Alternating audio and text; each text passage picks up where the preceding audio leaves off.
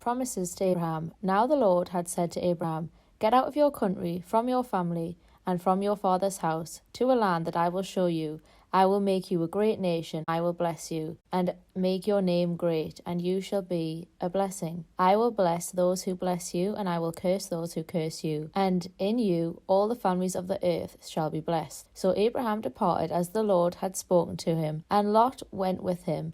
And Abraham was 75 years old, and he departed from Haran. But the Lord took Abram to Sarai his wife, and Lot his brother's son, and all their possessions that they had gathered, and the people whom they had acquired in Haran, and they departed to go to the land of Canaan. So they came to the land of Canaan. Abraham passed through the land to the place of Shechem, as far as the terebinth tree of Moreh, and the Canaanites were then in the land. Then the Lord appeared to Abram and said, "To your descendants I will give this land." And there he built an altar to the Lord, who had appeared to him. And he moved from there to the mountain east of Bethel, and he pitched a tent with Bethel on the west and Ai on the coast. There he built. Then the Lord appeared to Abraham and said, "To your descendants I will give this land." And there he built an altar to the Lord, who had appeared to him. And he moved from there to the mountain east of Bethel, and he pitched his tent with Bethel on the west and Ai on the east. There he built an altar to the Lord and called on the name of the Lord. So Abraham journeyed, going on still towards the south.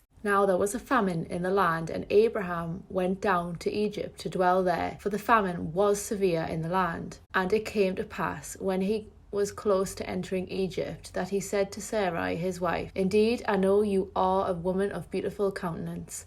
Therefore it will happen, when the Egyptians see you, that they will say, 'This is his wife,' and they will kill me, but they will let you live. Please say you are my sister, that it may be well with me for your sake, and that I may live because of you." So it was, when Abram came into Egypt, that the Egyptians saw the woman, that she was very beautiful. The princes of Pharaoh also saw her, and commended her to Pharaoh. And the woman was taken to Pharaoh's house. He treated Abram well for her sake. He had sheep, oxen, male donkeys, male and female servants, female donkeys and camels. But the Lord plagued Pharaoh and his house with great plagues because of Sarai, Abram's wife. And Pharaoh called Abram and said, "What is this that you have done to me? Why did you not tell me that she was your wife? Why did you say she is my sister? I might have taken her as my wife. Now, therefore, here is your wife. Take her and go away." So Pharaoh commanded his men concerning him, and they sent him away with his wife and all that he had. Genesis 17. Abraham and the covenant of circumcision. When Abram was 99 years old, the Lord appeared to Abram and said to him, "I am God Almighty. Walk before me and be blameless, that I may make my covenant between me and you, and may multiply you greatly." Then Abram fell on his face, and God said to him, "Behold, my covenant is with you, and you shall be the father of a multitude of nations.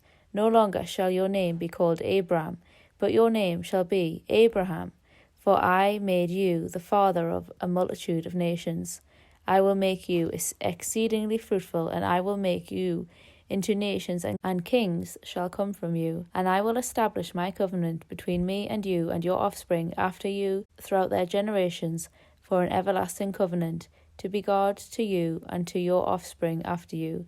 And I will give to you and to your offspring after you the land of your sojournings, all the land of Canaan, for an everlasting possession, and I will be their God. And God said to Abraham, "As for you, you shall keep my covenant, you and your offspring after you throughout their generations. This is my covenant, which you shall keep between me and you and your offspring after you. Every male among you shall be circumcised. You shall be circumcised in the flesh of your foreskins, and it shall be a sign of the covenant between me and you. Every male among you shall be circumcised. You shall be circumcised in the flesh of your foreskins, and it shall be a sign of the covenant between me and you. He who is 8 days old among you shall be circumcised, every male throughout your generations, whether born in your house or bought with your money from any foreigner who is not of your offspring. Both he who is born in your house and he who is bought with your money shall surely be circumcised. uncircumcised, so shall my covenant be in your flesh, an everlasting covenant. Any uncircumcised male who is not circumcised